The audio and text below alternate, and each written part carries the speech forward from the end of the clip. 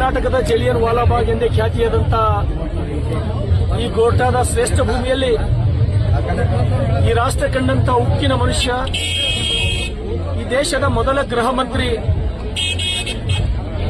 Iron man, steel man ಎಂದೇ ಖ್ಯಾತಿಯಾದಂತಹ ಸರ್ದಾರ್ ವಲ್ಲಭಾಯ್ ಪಟೇಲ್ ರವರ 150ನೇ ಜನ್ಮದಿನೋತ್ಸವವನ್ನ ಏಕತಾ ನಡಿಗೆ ಎನ್ನುವ ಹೆಸರಿನ ಮೇಲೆ ನಾವು 16,000 ಜನ ಸೇರಿ ಗೋಟಾದ ಈ ನೆಲದಲ್ಲಿ ನಾವು ಆಚರಣೆಯನ್ನು ಮಾಡಿದ್ದೇವೆ.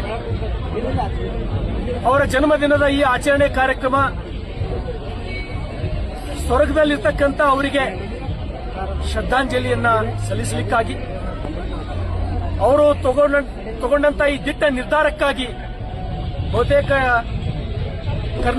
ಕರ್ನಾಟಕದ ಅನೇಕ ಜಿಲ್ಲೆಗಳು, ತೆಲಂಗಾಣದ ಅನೇಕ ಜಿಲ್ಲೆಗಳು, ಮರಾಠವಾಡದ ಅನೇಕ ಜಿಲ್ಲೆಗಳು ಇವತ್ತು ನಾವೆಲ್ಲರೂ ಸ್ವಾತಂತ್ರ್ಯವಾಗಿದ್ದೀವಿ ಅನ್ನೋ ಕಾರಣ ಏನಾರ ಇದ್ರೆ ಅದು ಸರ್ದಾರ್ ವಲ್ಲಭಾಯ್ ಪಟೇಲ್ ಅವರು. ಹಾಗಾಗಿ ಭಾರತೀಯ ಜನತಾ ಪಾರ್ಟಿಯ ರಾಜ್ಯದ ಯುವ ಮೋರ್ಚಾದ ಅಧ್ಯಕ್ಷರಾದಂತಹ ದೇವರಾಜ್ ಮುನ್ರಾಜ್ ಅವರ ನೇತೃತ್ವದಲ್ಲಿ, ಹರೀಶ್ ಪೂಂಜಾ ಅವರ ನೇತೃತ್ವದಲ್ಲಿ, ಬೀದರ್ ಜಿಲ್ಲೆಯ ನಾವೆಲ್ಲ ಶಾಸಕರು, ಜಿಲ್ಲಾ ಅಧ್ಯಕ್ಷರ ನೇತೃತ್ವದಲ್ಲಿ ನಾವು ಯಶಸ್ವಿ ಜನ್ಮದಿನದ ಆಚರಣೆಯನ್ನು ಮಾಡಿದ್ದೇವೆ. ಮುಂಬರುವ ದಿನಗಳಲ್ಲಿ ಕೂಡ ಇದಕ್ಕಿಂತ ಉತ್ತಮ ಕಾರ್ಯಕ್ರಮಗಳನ್ನು ಧನ್ಯವಾದಗಳು.